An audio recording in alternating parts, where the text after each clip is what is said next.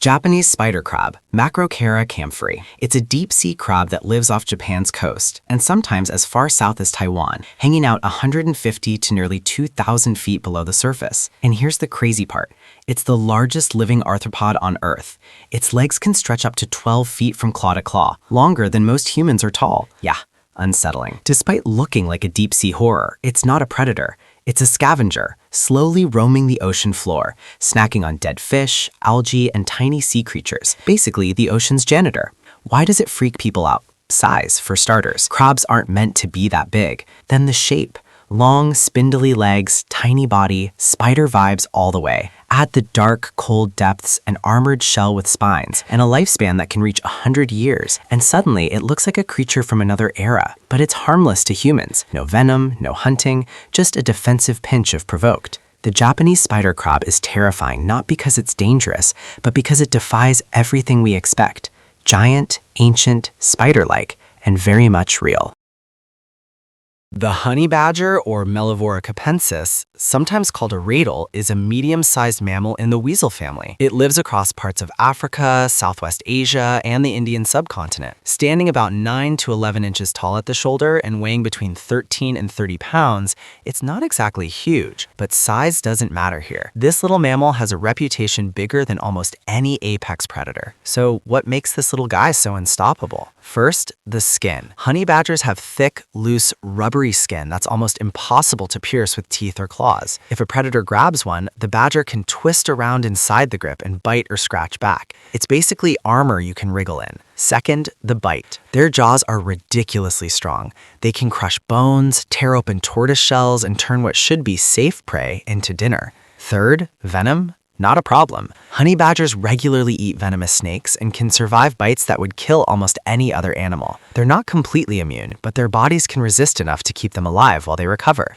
So snakes aren't scary, they're dinner. Fourth, size doesn't intimidate them. Lions, leopards, hyenas? Bring it on. Honey badgers will stand their ground, and predators often back off because fighting one isn't worth the risk of getting bitten or scratched. Fifth, persistence. Honey badgers fight relentlessly when cornered, going from threat displays straight into attacks. Their long claws and powerful jaws make them dangerous at every stage.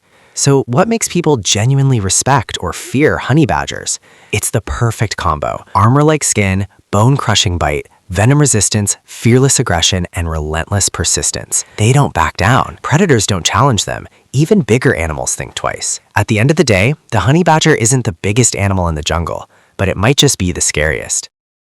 Shoebill. The shoebill, Balanippus rex, is a massive wading bird found in freshwater swamps across East and Central Africa, including Uganda and South Sudan. It can stand up to 5 feet tall with a wingspan close to 8 feet, which means it's basically human-sized, already unsettling for a bird. Despite being called a shoebill stork, it's not actually a stork. It belongs to its own unique family and is more closely related to pelicans and herons. What really grabs attention is the bill. It's huge, shoe-shaped, nearly 10 inches long, with sharp edges and a hooked tip. This isn't for looks, it's a weapon. Shoebills use it to grab, crush, and decapitate prey like lungfish, catfish, snakes, and even baby crocodiles. Then there's how it hunts. The shoebill can stand completely still for hours, like a statue in the swamp, before striking suddenly and violently. Add its large eyes, heavy brow, and unblinking stare, and it ends up looking more like a leftover dinosaur than a bird. It can also make a loud, rapid bill clattering sound that sounds mechanical and catches people off guard. Despite all that, shoebills don't attack humans. They're calm, solitary birds that mostly ignore people. In fact, they're considered vulnerable, with only a few thousand left in the wild. People find shoebills terrifying not because they're aggressive, but because they look ancient, heavily armed, and unnervingly patient, like something evolution forgot to soften.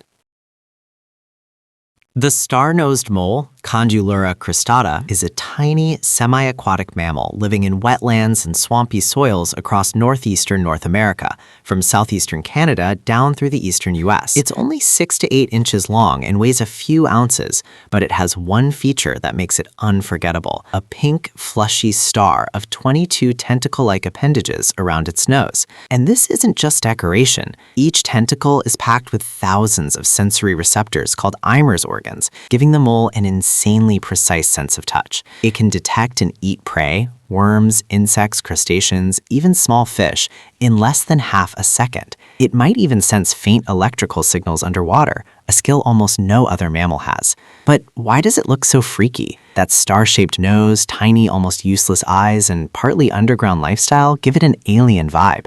The tentacles move so fast they blur, making the mole seem like it's seeing with its nose instead of its eyes. Despite the strange look, it's a highly effective hunter. It swims in zigzag motions, stays active under ice or snow, and is one of the fastest mammalian foragers on the planet. People find it unsettling because it's part alien, part machine, a face that doesn't look like a face, tentacles that sense faster than our eyes, and behaviors that feel eerily precise.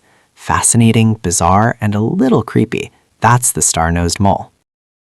The common potoo is a nocturnal bird found across Central and South America, from Nicaragua all the way down to Argentina. It's related to nightjars and frogmouths, and size-wise, it's nothing crazy, about 13 to 15 inches long. But looks are where things get strange. At first glance, you don't see a bird at all. You see a broken branch, a tree stump, dead wood. That's the trick. The potoo's mottled gray and brown feathers blend so perfectly with bark that during the day it becomes almost invisible, and it doesn't move at all. If something gets close, it freezes even harder, head tilted up, eyes barely open, pretending to be wood instead of life. And it works way too well. Then night falls.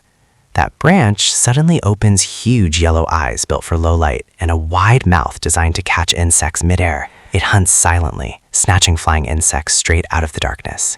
But then there's the sound. At night, the potoo makes a long, eerie call, a descending whistle that sounds like "pour me one." If you hear it echoing through the forest and don't know what it is, it genuinely sounds like something mourning or watching. Those eyes don't help either. They're so large and alert that even when the bird looks like it's resting, it can still detect movement through tiny eyelid openings. To humans, it feels like the bird is always aware of you.